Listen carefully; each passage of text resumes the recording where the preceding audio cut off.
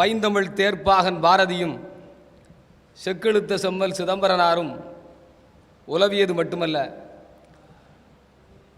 சங்க இலக்கியத்தின் முக்கிய அங்கமாக இருக்கின்ற பத்துப்பாட்டு என்கிற இலக்கிய பொக்கிஷத்தை கண்டெடுத்த புண்ணிய பூமியிலே சிறப்பான இந்த பட்டிமன்றத்தை ஏற்பாடு செய்திருக்கக்கூடிய ஜெயா தொலைக்காட்சியைச் சேர்ந்த சான்றோர் பெருமக்களே,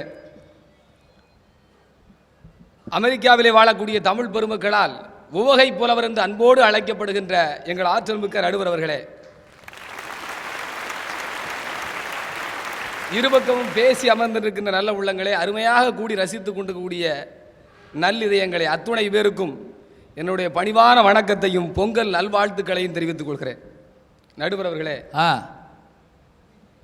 சிறிது நேரத்திற்கு முன்னாலே பேசி சென்ற அகில இந்திய அகலமாக வளர்வோர் சங்கத்தினுடைய தலைவர் தம்பி செந்தில் அருமையாக பேசிட்டு போனார். அப்படி ஒரு இது வச்சிருக்காரு. ஆமாங்க, பொறுப்பில் இருக்கார் அவர். பிரம்மாண்டமான படைப்பு. ஆமாம், எங்கள் ஊர் பக்கத்தில் நிறைய சொலவடை சொல்லுவாங்க. சொலவடைனா பழமொழி. ஆமாங்க, ஆமாம், ஒரு அருமையான சொலவடை. செவலார்பட்டிக்கு பாதை எங்கன்னு கேட்டால் செவலக்காலை 25 ரூபான்னு. அது மாதிரி தலைப்பை விட்டு விலகி என்னென்னமலாமோ கதையை சொல்லிட்டு போயிருக்கார் அவர். உண்மையிலே யோசிச்சு பார்க்கணுங்க. பேர்பட்ட உடம்போட வந்து பேசிக்கிட்டு இருக்காரு. இவர் பெத்த மனசு எங்கேயோ இருந்து பார்த்துக்கிட்டு இருக்கும். பார்த்தீங்களா, தொலைக்காட்சியில் பொங்கல் அன்னைக்கு பார்க்கும் பொழுது, இந்த நல்ல நாளில் பார்க்கும் பொழுது உண்மையிலே என்ன நினைக்கும் அந்த மனசு? பாராட்டி சீராட்டி வளர்த்து செக்கோலக்க மாதிரி ஆளாக்கி விட்டுருக்கேன், படுவாவி என்ன போய் சொமேன்னு பேசிட்டு வந்திருக்கானே அப்படின்னு நினைக்காத அந்த மாதிரி சொல்லிட்டு தான் வந்திருக்காரு. இதெல்லாம் பேசுவேன் ஜாக்கிரதை அப்படின்னு இருக்காரு. இப்படியெல்லாம் பேசுவேன்னு தெரிஞ்சிருந்தா அன்னைக்கு உனக்கு சேனப்பால் சீனியில் வச்சிருக்க மாட்டேன்டா, கள்ளிப்பாலில் வச்சிருப்பேன்னு அன்னைக்கு நினைச்சிருக்கேன் இல்லையா? யோசித்து நடுவர் அவர்களே, எப்பேற்பட்ட நல்ல விஷயத்தை நாம் இன்றைக்கு பேச வேண்டி இருக்கிறது. காதிலே செல்போனுடைய ஒலிகளை கேட்டுக்கொண்டு, கக்கத்திலே ஆங்கில பத்திரிகையை எடுக்கிக் கொண்டு, பன்னாட்டு குளிர்பானத்தை ஒரு கையிலே தாங்கி கொண்டு, மடிக்கணினியை தோளிலே சுமந்து கொண்டு போய்கொண்டிருக்கக்கூடிய நகரத்திலே வாழக்கூடியவர்கள் வேண்டுமானால் பெற்றோர்களை சுமை என்று கருதலாம், பிள்ளைகளை அவஸ்தை என்று கருதலாம்.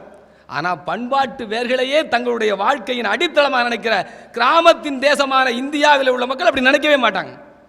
அதுவும் நம்ம தமிழ் சமூகத்தை சேர்ந்தவர்கள். இன்னும் சொல்ல போனால் தமிழ்நாட்டிலே நமக்கு ஒரு நீண்ட நெடிய மரபு இருக்கிறது இல்லையா? அவங்களுக்கு நீண்ட நெடிய மரபு இருக்கிறது. அந்த மரபின் மீது நின்று கொண்டு பேசணும், இந்த மண்ணில் காலூன்றி நின்று கொண்டு பேசணும். உங்களுக்கு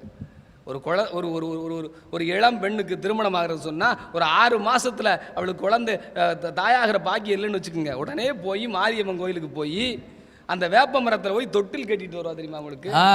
ஏன்னால் குழந்தை பிறந்ததற்கு பின்னால் தான் வாழ்க்கையை புரிய தொடங்குகிற அழகு அவளுக்கு தெரியும். உங்களுக்கு வேப்ப மரமே இல்லை, இப்போ வேப்ப மரத்தையே இப்போ காணும். யோசிச்சு பாரு, தொட்டில் கட்டி தான் வேண்டுகிற முதல் வேண்டுதலே அவள் குழந்தை தான் உங்களுக்கு. ஆனால் நம்ம செந்தில் தம்பியோடைய புள்ள வந்து வாயில் பூட்டு போட்டானா, இன்னும் கொஞ்ச நாளை கழித்து உங்களுக்கு போடுவான். என்ன போடுவான்னு யோசிக்கணும். வையம்பட்டி முத்துசாமின்னு ஒரு அருமையான கிராமிய கவிஞ, அவன் பாடினாங்கயா ஒரு பாட்டு, என் குழந்தைக்கு இயற்கையை அறிமுகப்படுத்துகிறான் பிரமாதமாக. இயற்கையை பார்த்து ரசித்து உள்வாங்கி கொண்டு வளர்வதற்கு நம் குழந்தைக்கு கற்றுக் கொடுக்கிறார் வையம்பட்டி முத்துசாமி. கத்தரிக்காய்க்கு கொடை பிடிக்க கத்து கொடுத்தது யாரு? அந்த கடலை கொட்டைக்கு முத்துச்சிப்பி போல மூடி வச்சது யாரு? பூசணி தலையில் பூவை அழகா முடிஞ்சு வச்சது யாரு? பூசணி தலையில் பூவை அழகா முடிஞ்சு வச்சது யாரு? அந்த வாசனை இல்லா காகித பூவுக்கு வர்ணம் அடிச்சது யாரு? யாரு யாரு யாரு? காரணம் தெரிஞ்சா கூறு.